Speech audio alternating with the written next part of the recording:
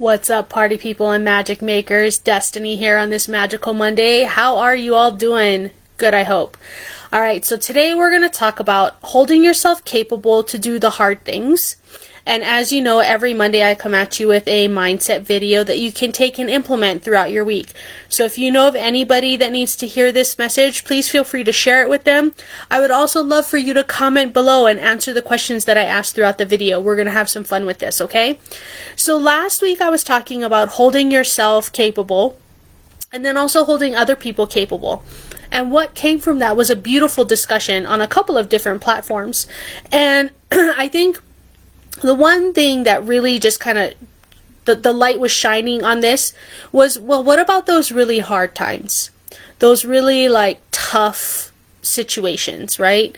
And the items that were brought up was like, you know, the death of a child, for example. That's really rough, right? Going through cancer, like, can we just say F cancer all the way across the board, right? Like moving far away from home or having to, you know, like just restart everything that you know of your life. All of these things are really what people consider hard or tough things to do, right? And for most of us, it's not something that we've ever done before. However, we have seen other people do it. Okay. And so we see what happens with other people, and you know, there's a part of us that's like, oh, I don't want to do that. I don't want to. Like, that looks really hard. It looks really rough. And I remember, you know, a long time ago when I had told my mom that I was going to ask my now husband to marry me. She had listed some things, and she's like, you know, this is going to be really tough. This is going to be really hard. Are you sure you're really going to want to do that? Like, you know, there are other options and stuff like that. And I remember thinking to myself, well, that depends on your definition of hard.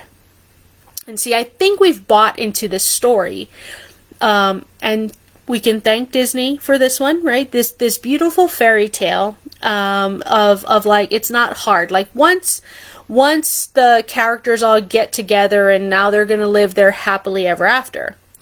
And so what winds up happening is when it's our turn for the happily ever after, it doesn't look like that. And so it starts looking like, oh, you know, death does occur. Having to uproot yourself and move does occur. Health things come up. And all of these things that we're not prepared for from, you know, when we were really young, it just sort of starts happening. And we just don't know if we can handle it because we've never done it before. And like I mentioned, or we saw somebody else going through it and it looked really messy. It didn't look like what our idea or what we envisioned our happily ever after to look like. And so I really want to focus on breaking this pattern because it does not serve us. It does not at all. You can do hard things. You can do things that you've never done before. You just may not know how, and that's where the fear is really coming from. The fear is coming from like, I don't know how to do this. I'm not sure what this looks like. Well, you know what? We are in the age where you can go online to the internet and like type stuff in and find out other people's experiences. And also, you're not alone in this, right? There are so many people that have gone through these different experiences that have shared what they went through online, on their blogs, on podcasts, on websites. There's so many opportunities for you to feel a community around you, to know that you're not alone in this, and so that you can get support, right? And that's the part where I'm like, that's where you've got to hold yourself capable, is knowing that you can do this and that you have that support behind you that will really like if you were to fall, they'll catch you, right? And they're going to be like, nope, I got you. And they'll push you back up, and then you can keep going, right? And the other thing that I think happens with this is we envision our happily ever after to be like this flow, right? Like it's going to be this lovely, just kind of a short jaunt down a river, just kind of floating, right? No. A river's got rapids, it's got rocks, it's got shit going on, right? And so when we hit those, we're like, oh my goodness. The thing is you've been prepared for that. Now, it may not look exactly like what you thought it would look like, but you've got I guess for men you would call it testicular fortitude.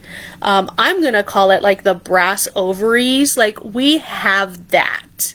Okay, and because we have that, we are capable of figuring it out in the moment, ahead of time, whatever it looks like for you. We are capable of doing that.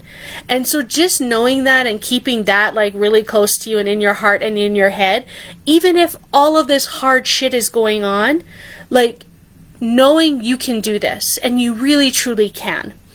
One of the ways to make it easier for you to do it is to feel the discomfort and feel the ick, right? Like, we are emotional beings, and when we try to suppress that, that's what makes these big things even harder.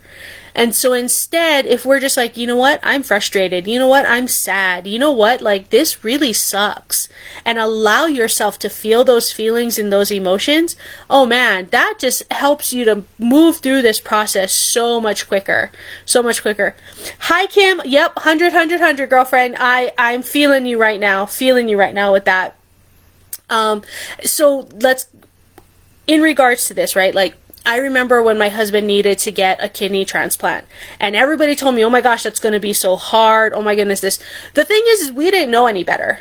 We really didn't. All we knew is that this thing needed to be done, and somehow it just had to happen, right?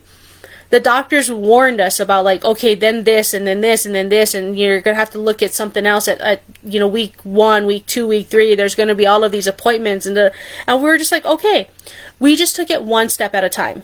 Right? We knew what the next 3 weeks were going to look like after the transplant because the doctors told us, but we just did the next best thing, the next appointment, one at a time, right? Then it was the next meal. And so looking at this situation that you're going through, hold yourself capable for also identifying what the next best step is. The next tiny step, right? Even if that is, oh, I gotta make myself breakfast tomorrow morning, or what kind of coffee am I gonna drink? Figuring out that next small step helps you to create like momentum for figuring out more of the steps. And all of a sudden you're at the end of the day and you figured out all of the day's steps and you're like, wow, one day done, right? So know that you can do this. Know that when you're up against that wall and you're like, holy crap, I don't know what to do. Great. Stay in that space for a little while and be like, you know what? I don't know what to do. Well, what if you did? Right? And ask yourself, well, what if I did know what to do? Or who can I ask that would know what to do? And reach out to that person. Maybe they've been through it before. Maybe they've been through something similar, and they can give you sort of a map, right, of this experience for yourself. And so just know that you can do this. Know that it's not having to take on all of the hard things. It's just hard things happen. Our happily ever after is filled with some hard things. And that's okay, because they don't actually have to be hard. You can make them easier for yourself. You can make it so much easier for yourself and others by just identifying what's the next step, what's the next best step. Who can I reach out to? Who can support me in this, right? And just knowing that, oh man, you are far ahead of the game. Kim is saying, if I'm in the ick, how long do I stay in it feeling it? Sometimes I feel guilty for even taking the time to care for myself during the icky time. Girlfriend, yes, great question. So when you're in the ick, for me, I am in the ick until I'm frustrated with the ick. It's a very fine line for me where I'm just like, I will let myself just bawl and yell and scream and whatever I need to do to feel the ick and get myself out of the ick. But there's a moment where I'm like, oh, I'm tired of the ick. Oh, I'm frustrated with the ick. And it's usually the catalyst for me to like pop myself a little forward and to do something different. So for you, it may just be like, oh, I don't want to feel this anymore. Awesome. You don't have to. But allowing yourself to go through those emotions and feeling those feelings and allowing yourself to be in it helps it pass so much faster. Because when you suppress it, that's when you start having it pop up, later, and usually at very inopportune times. So just let yourself feel it until you don't want to feel it anymore, and you'll know. It'll come to you. It may be different. It may not be like, oh, I'm tired of it, or oh, I'm frustrated with it. It may be something different for you, but you know, like, you know when you're ready to pop out of that and like move on. So great questions. Thank you so much for joining me today, Kim. So as always, guys, I'm here every Monday throwing some amazing mindset stuff at you for you to implement throughout your week. So I want to know from you, what's the hard that you're going through, right? Or have gone through that you didn't think you could before, and share that with us, because I bet you're going to find somebody else that's either going through the experience or has. So until next time, peace.